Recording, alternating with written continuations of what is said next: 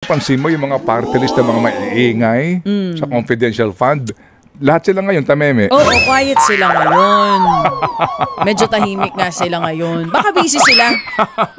Lakas ng tawa ko. Oo. Lahat sila ngayon tahimik. Kasi nga nakabakasyon pa sila, di ba? Hindi. Hindi na ba? Oo. Bumalik na sila? Kasi marami sa kanila kontraktor. Ayun lang. May SOP din? Pag ako naging presidente, itong aking executive secretary. Pero hindi mangyayari yun. Kaya ano na lang siya, executive assistant. Aba? Okay. Sabi dito, niyayabang nga pati ng AMLA, nakasama sila sa coordination. So, that should be easy. Tama, kasi ikaw ang estado eh. Sino bang pinakamakapangyarihan? Sino bang mas maraming pera, estado o si Zaldico? Yun na lang eh. Sino si Zaldico. Diba? Mas maraming pera, gobyerno. Oo, gobyerno ng Pilipinas. Resources. Sino mas maraming abogado? Si Zaldico o yung Pilipinas? So, estado. Sabi nga kanina ni Atty. Cayosa, daming abogado sa DOJ, sa Ombudsman, kumbaga sa NBI. Pagtulungan nyo na yan. Okay, tumatanggi ka, no? SunWest. Di isama mo sa demanda yung SunWest. Good point. Kasi naman may basis, no? Ipitin mo sila. Substandard. Di pa tapos binayaran na.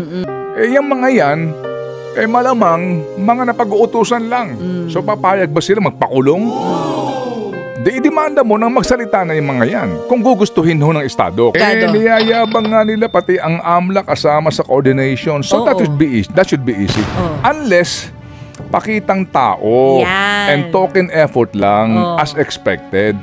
Kasi it is evident that Martin and Zaldi will not go down without bringing the house down.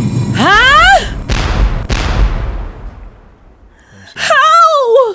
Parang parang linya sa pelikula. The accused will not even need good defense lawyers.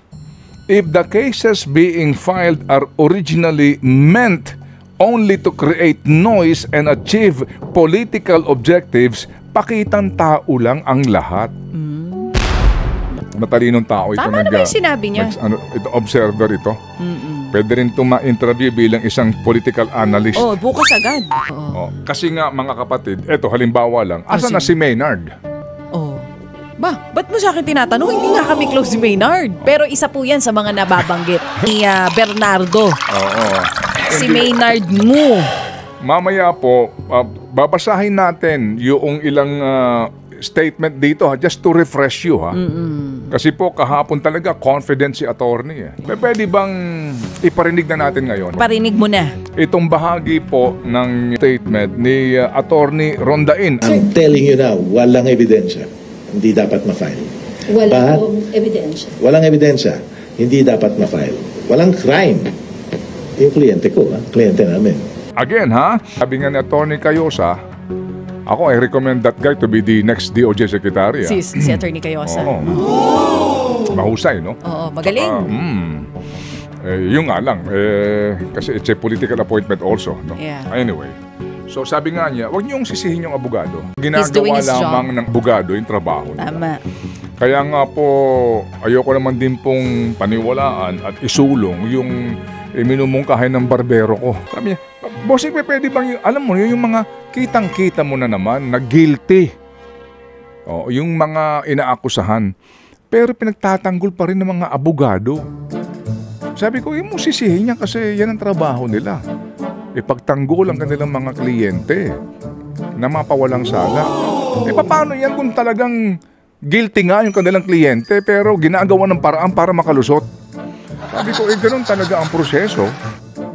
Yan ang umiiran na panuntunan natin sa hustisya. Ngayon ang sabi niya, pwede bang kung sakasakali lang na kapag naman talaga, kahit na sa ano pang pagsisinungaling, nakatulong na yung abogado, kahit na ano pang ginagawa ng pagtatanggol ng abogado, pero sa bandang dulo, napatunayan ng hukuman na guilty ang kanyang kliyente, pwede bang kasama sa sintensya yung abogado? Naku, mahirap naman yata yun. Dalawa sila, makukulong. Huwag namang, grabe naman. Halam mo. Harap, Diyos ko. Kasi kapampakan yung correct, yung kausap mo. Halam mo. Delikado yung... Bakit delikado? Madami sila. Baka maubos na rin yung mga... Pero, bang tumanggi? Kunwari sa akin, abogado ako. Ikaw yung inaakusahan.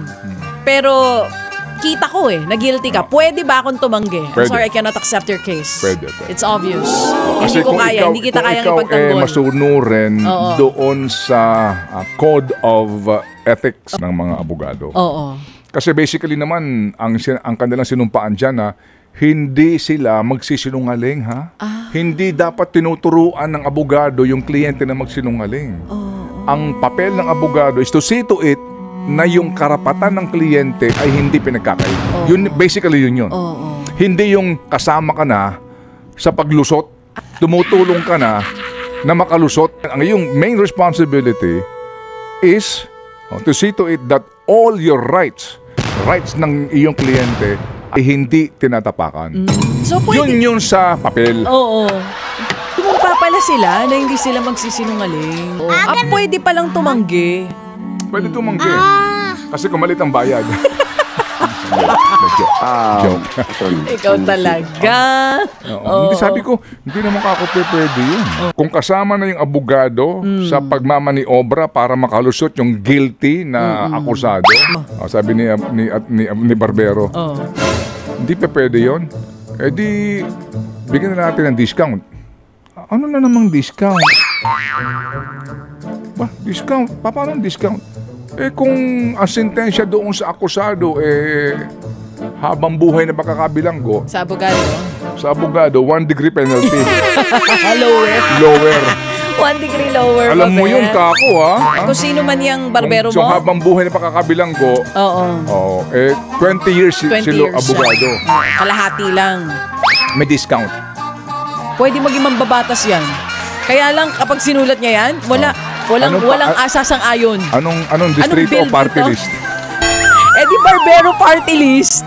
Wala pa namang kumakatawan sa mga barbero, di ba? Sa lower house, meron na ba? Meron mga manggagawa. Oo. manggagawa. Pangkalahatan. Oo, pero para sa mga barbero, wala pa talaga. Pero